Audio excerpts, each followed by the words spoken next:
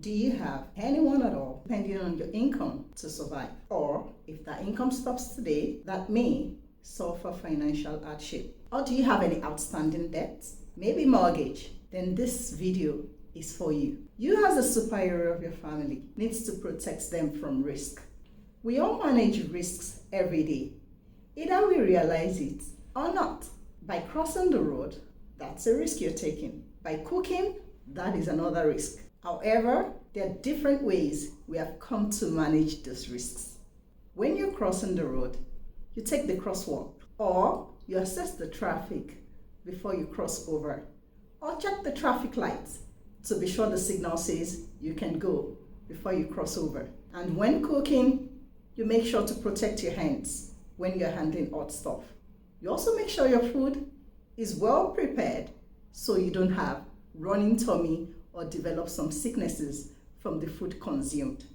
Or probably when you're making big purchases, you want to make sure those purchases have warranties. So if anything happens within a set period of time, you're protected from spending more. There are various ways risk can be managed. They are risk avoidance. You can choose to avoid risk. For example, you might choose not to go out or get in a car just to avoid auto crash. But then, that's not so realistic because at some point you may have to, but it's one of the ways to manage risk. And the next is risk retention. You can decide to retain the risk and say, que sera, sera. Whatever would be, whatever happens, so be it. You can also choose to share the risk. And that happens a lot in businesses. You have business partners, so you can share risk. When there is a loss, you both share it. And when there is profit, you both share it. It's one of the ways of managing risk. You can also choose to reduce the risk. For example, you choose to reduce the risk of sickness by eating well, staying healthy, working out, and generally looking fit. And the last of all, you can choose to transfer the risk. For example, you have a car that is insured. So if at all you get involved in an auto crash, hitting someone else, the insurance company fixes the car. And that's exactly the same thing when it comes to life insurance. You can transfer your risk to the life insurance company for anyone at all that will be facing financial hardship if and when the income stops coming. There are basically two types of risk. You have the speculative risk and you have the pure risk. The speculative, as the name implies, means there's a chance, there's a probability of it happening, and it may never happen. While the pure risk is absolutely pure, it would happen. When it would happen, nobody may be able to tell, but it is sure to happen at one time or the other, and it would only result in a financial loss. And that is the kind of risk that the life insurance companies covers. Now, I've heard a lot of people say, life insurance company only pays out at death. That is not true. There are so many benefits to life insurance coverage. You have access to the funds when the insured is critically ill. That means a vital part of their organ needs some immediate medical support to survive, to live, or they are just severely ill. Also, in the case of loss of income, you have access to funds inside life insurance if the kind of life insurance you have has a cash surrender value to it. Now, in addition to that, life insurance that pays out at death helps to cover debts. So you have mortgages, or you have children that you know would go to college and would need some form of funds.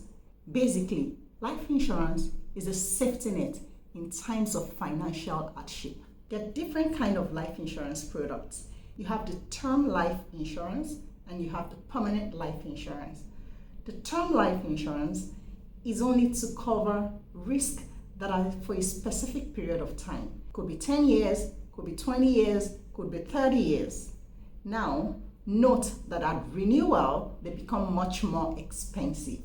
While the permanent life insurance would pay out at a point in time, no matter how long it is more guaranteed than the term life insurance. However, the premium for permanent life insurance is higher. Now, when it comes to permanent life insurance, there are two types. You have the whole life insurance and you have the universal life. For the whole life, the premium is fixed, the death benefit is guaranteed, although the growth of the cash value is at the discretion of the life insurance company. The premium is higher and it can never be underfunded. While the universal life insurance has flexible premiums, you have the ability to increase or to reduce your death benefits as you deem fit over time. The cash value also has no cap. It can grow to whatever extent. It absolutely grows tax-free. So when the stock market is doing well, the savings component, which has been invested in the universal life insurance product as well, grows exponentially. If the stock market drops, it also drops.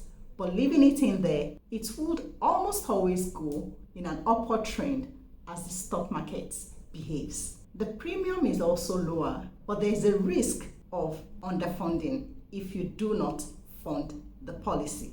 All in all, it's a fantastic investment vehicle if you can afford it, as it grows tax-free and has so much more benefits that comes with it. Some factors that can affect premium are age. The younger you are, the lower your premium is likely to be.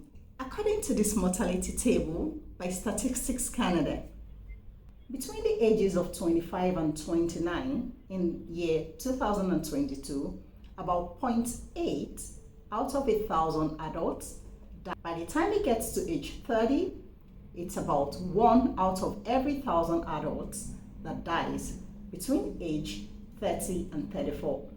By 35 to 39, 1.3 adults die out of 1,000. And as you can see, as the age increases, the death rate also increases. So the premium is based on these actuarial tables.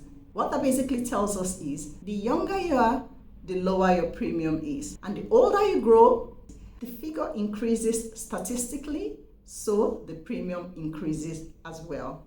The next factor affecting the premium is health. How healthy are you? The medications you take and your family health history.